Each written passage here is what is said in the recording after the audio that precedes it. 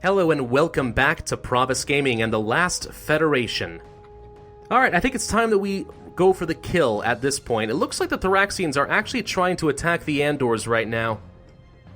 I don't think I can really stand for that. What do you think you're doing? No, you can't do that. That said, though, the Andors, first off, have enough Armada strength thanks to the Boreans and the Peltians that they should be able to handle their own. I probably don't need to go over there and help them. Total of 231 power attacking the Andors between the Burlust Pirates and the Thraxian Armada? No, I'm not worried about them. I mean, I could go over there and protect them, but why bother, really? Why bother indeed? You know what we could do instead? While the Thraxians are attacking the Andors, we could ignore the Andors' plea for help and tell other people to go and kill Thraxians for us. So, Peltians, how are you guys feeling about killing off the Thraxians on your own? I know you're kind of pushovers, but look at these guys. They're weak as freaking heck. I think you can handle them. Military deals, attack another race, will cost us 100 voting proxies. We don't want them to attack Andor, that's ridiculous. The Thraxians, though, that'll be fine. In fact, we'll gain 22 voting proxies out of this as well. We have 479, so I think that's fine. Let's see. You heard me. Those guys. Go. Send ships to their planet, destroy their armadas, then send personnel pods filled with ground troops, landed on the planet's surface, have a protracted and bloody land war, and meanwhile bomb the heck out of it from orbit. Boners for you. Keep the planet if you win, eh? It's totally fine. This will last at least 2 solar years unless you personally broker a truce. Cool. Let's execute the deal. And just like that, the Peltians should now be willing to attack. Who are they going to go after? Faustus. Faustus is the current target. Okay, doke dore. Let's go over to Faustus and see if we can't cause some trouble for the Thraxians. In fact, what if... I'm going to first off harvest a bit of space junk until the Peltians arrive, because... What is going on over here? A Burlust Pirate Armada is under attack from the Peltians. Well, that's funny. We're going to clear out the space junk, because if we have to do a fight, then I would like to make it a little easier. Oh, here comes some Peltian... No, wait, these are Burlusts. The Burlusts have decided to go over here and attack the Thraxian planet. Well, where are the Peltians? What are you guys doing? Why are you worrying so much about these stupid Burlusts? I'm not worried about them at all. Whatever, okay, fine. We've gotten a little bit of credit. I don't care about that. Mostly we just cleared out a bit of space junk so that if we decide we want to fight, we'll be able to do so a little bit less impeded. But primarily, we are going to attack the local armadas with the help of the invading armies. The Andors, Burlusts, and Peltians will be happy with this. Let's see if we can't destroy some Thraxians. My god, that is a lot more Thraxians than I think I was planning on. Okay, cool. We're going to back off, I think. Yeah, we're going to back off first. And then we're going to turn on triple freaking range. And we are going to lay on the pain to these emergency response hangars. Let's do a minigun set specifically to attack that thing. It's a stationary target, so it'll just sit here and enjoy taking the damage for a long time. Oh, it blew up already. Well, that was quick, wasn't it? Let's blow that one up, too. Make sure that there are a lot less little guys to cause problems for us. Perfect! I like it. I like it a lot. Alright, so let's switch over to an energy blaster. Let's see. There are flagships, and those are the primary targets. We should actually move down this direction then, probably. Let's destroy that flagship. Now, of course, we're going to need a little bit more weapon power so we can pierce through it pretty quickly. Really high weapon power means that you absolutely shred these enemy ships. Like, it just doesn't take any effort at all. This gravity lance is... Yeah, there we go. Problem solved. Immediately destroyed it. Perfect. Let's go ahead and switch back to our energy blaster. Destroy this flagship. There are 2 remaining, it says. I only see the 1, so I'm not sure where that next one is. It's probably up there. That looks like it might be it? It's hard to tell if this Velocitor is considered a flagship as opposed to these Aegis, which I think are like mercenary ships, or like they're like my Operation Wolf. I just call in a handful of them. Do you have any shield power left? No, you don't. We'll switch to the gravity lance then, blow you up. Perfect. Yeah, I think that we want to blow this thing up next. Actually, I want to stay away from these satellites in case they're stasis type, though, so... yeah, we'll blow this thing up and that... Oh, wait, nope, that was it. The Burlust did it for me. Perfect. End of that combat. The Burlust did lose some effective power over here, but that's fine. Let's see. Yeah, let's just do some hostile acts and start bombing the planet. No, wait a minute. What about the Peltians? What are the Peltians going to do? Hey, Peltians!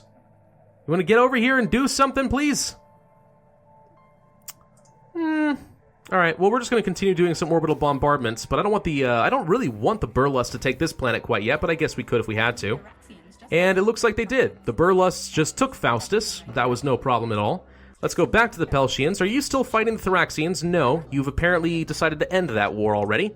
So let's tell you to attack the Thraxians again. I think that once they take their targeted planet, then they just declare peace, because technically, especially with the Thraxians, each planet has an individual hive queen. So maybe that's kind of the rationale behind what they're doing. I'm not really sure. Linos is the current target. Looks like it's about to fall to the Burlusts. I guess this will be a good chance to find out if the Burlusts take 4 worlds, will they form an empire instead of sticking with the Federation? I'm not really sure how that's going to work, but it's entirely possible. Let's do some orbital bombing. Start killing off these Thraxian populace. And pretty soon, I would like to think anyway, somebody is going to murder these guys. There we go. That's the end of that. The Peltians actually just took the planet, which means I guess I don't need to test that at all. The Peltians took the planet, which means the Burlusts do not have 4, which means they won't form their empire. So that leaves only 1 planet left, the Thraxian homeworld of Castor. Good. So let's go here. Peltian Collective. Military deals. Attack the Thraxians while they're weak and vulnerable. Spend some of my cute little barn owl voting proxies. Let's go to the Burlusts next. Military industry, blah, blah, blah. I need 333 leverage. That's no problem. Kutveg, would you put in a good word with your boss, please? Thank you very much. And let's talk to Bularn. No, wait, prisoner exchange. I don't want to do that. Military industrial complex, attack another race. Why don't you attack those Thraxians? Thank you very much. They are now at war. And let's go to the Thraxian homeworld and see if we can't deal with them. This should be the end of everything. So, hostile acts. I'm going to start doing some orbital bombing right now, in fact. And even though, here's the thing that's a little bit weird. Even though they do have an armada in control of the planet that should be tracking me down and stopping me from bombing their populace, I still can bombard the planet anyway. And I'm still killing millions of Thraxians, even though they have power in orbit. That's kind of silly, in my opinion, but it is working. Here comes, well, a lot of people, basically, and this should end the game, I think. Come on. Are you guys serious? Just kill them. Kill the Thrax. Okay. We're having a hard time with this. You know what we can do instead? Since we don't seem to be making a lot of progress, despite the fact that we have a ridiculous armada power over the planet, the Thraxians are holding their own. So you know what I'm going to do? I am going to start poisoning their environment so that they are incompatible with their planet, and they hopefully will be less capable of fighting me. So let's reduce that. There we go. So now they are very incompatible with their planet, which means that their population shouldn't be able to grow anymore. So all the damage we do against them should be pretty substantial. We are going to poison the local populace.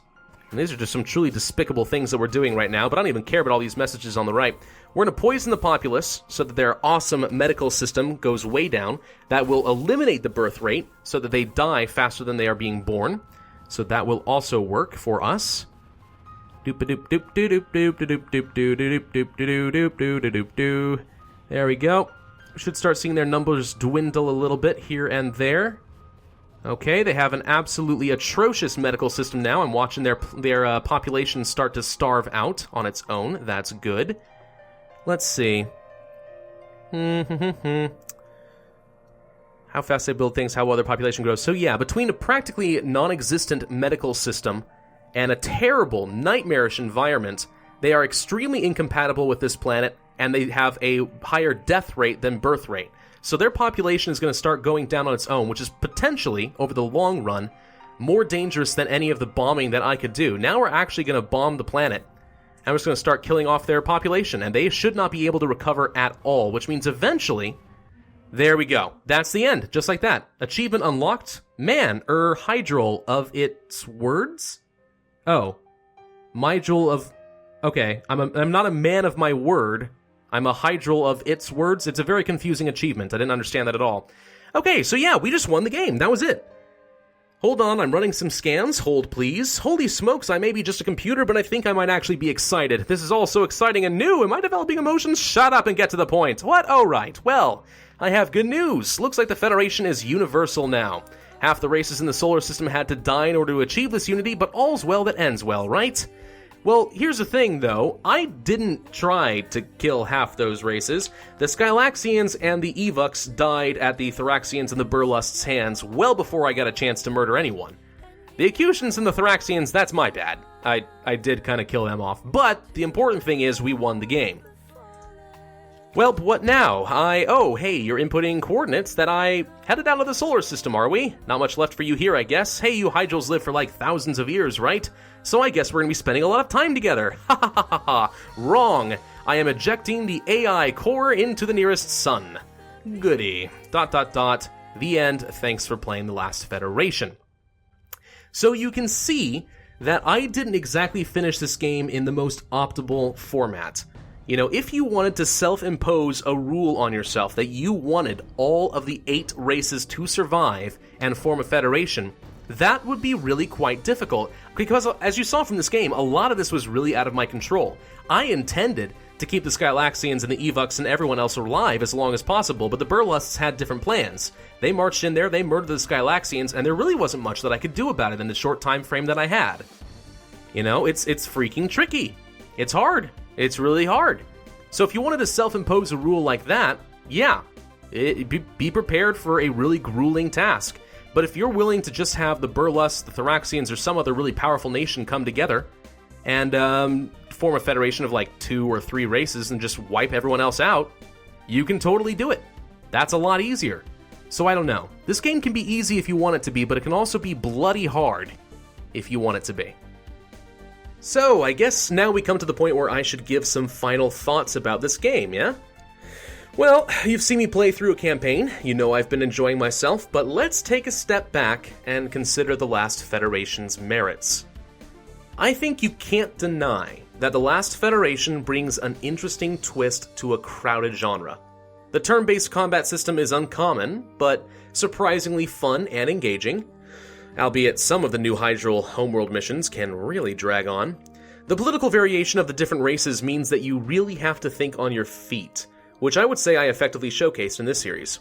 In a lot of ways, the political simulator in The Last Federation more closely represents real life than other mainstream strategy games, like, say, a Civilization V, where there is only a minor variation in personality in the AI, but effectively each AI is the same with a different skin. In The Last Federation, everyone has drastically different goals, personalities, and cultures, which dictates how they will respond to different approaches. And I like that. I like that a lot. It takes what would be otherwise a pretty mediocre space conquest game and elevates it into something truly excellent. Of course, that's not to say that there aren't some weaknesses. For instance, there is a certain suspension of disbelief that has to be taken into account in the ways that you can affect a race's homeworld. I mean, as you noticed, we were sitting there poisoning and bombarding the Thraxian homeworld, murdering tens of millions, while the Thraxian armada just sat there and watched. Why?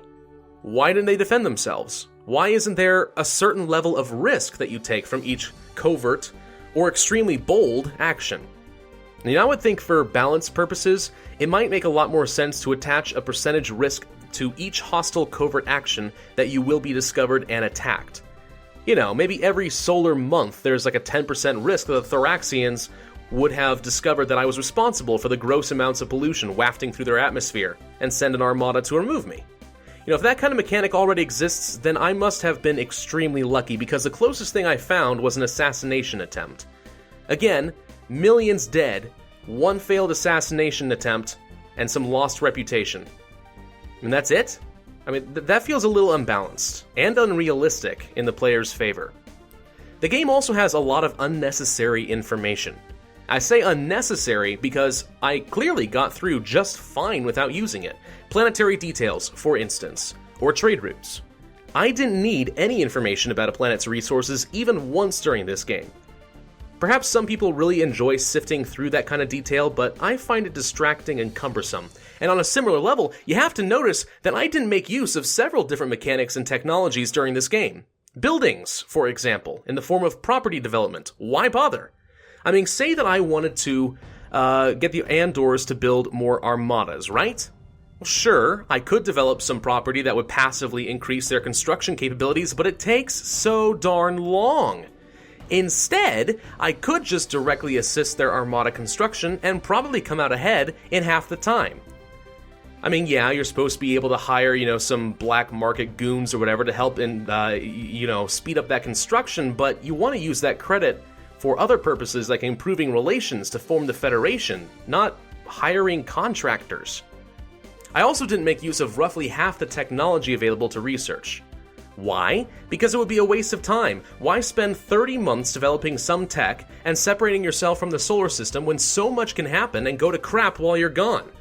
Or why spend, 20,000 valuable credit on a bunch of goon scientists that you can only use once to help research the technology faster when you could use that 20,000 credit to improve relations between two races? It's better to kill some pirates and change relations so that the pieces can fall into place over time.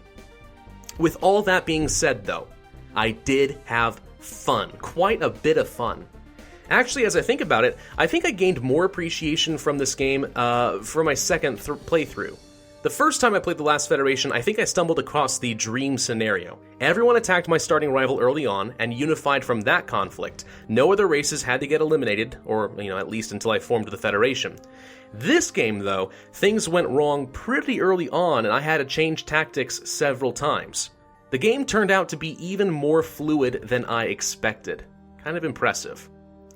Now, let's talk about replayability, if you're going to spend some money on this game. The base game is pretty fun by itself, I think we can agree, but the average player is probably only going to go through 2 or 3 campaigns before they move on to something else. They'll play their basic game, and then they'll insist they can find a way to unify all races without resorting to genocide, and they'll either succeed or give up, and then that's that. But if you are wishing to play some more of The Last Federation and you need a little extra challenge, then you'll probably want to consider the expansions. Both Betrayed Hope and The Lost Technologies add some new game modes that drastically change your experience. In Betrayal mode, you actually go on a conquest spree yourself and clone out a new race of Hydrals. You're not playing to unite the other races so much as to crush them all and assert Hydral dominance. And in that sense, The Last Federation starts to look a little bit more like a standard conquest game, but it's a fun variation nonetheless. In Invasion, the Federation already exists. Disease, economic strife, and internal conflict are starting to unravel the Federation at the seams, and you have to put everything back together while facing an unexpected threat from outside the solar system, as an alien race threatens to wipe out every single world. This is probably actually my favorite game mode, outside of the base game. And lastly, in Tech Race, you are trying to become the most technologically advanced race in the game before anyone else can conquer the solar system. This means cooperating with some races and stealing from others, while trying to prevent any one race from becoming too powerful. This might seem pretty simple, but it can get a bit complicated. If the Burlusts, for example, start to conquer the entire system, you might have to strategically equip some races with godlike technology to fend them off. Pretty interesting. All in all, The Last Federation is a very fun game with enough unique twists that should catch the attention of any fan of the strategy genre. I personally had a great time. If you're looking for a break from the mainstream and you've got a few extra bucks to spend on an indie game, I would definitely recommend giving The Last Federation a try. I hope you enjoyed this series. If you did, be sure to hit that like button, leave a comment, and subscribe. My name has been Pravus, and I will see you guys next time.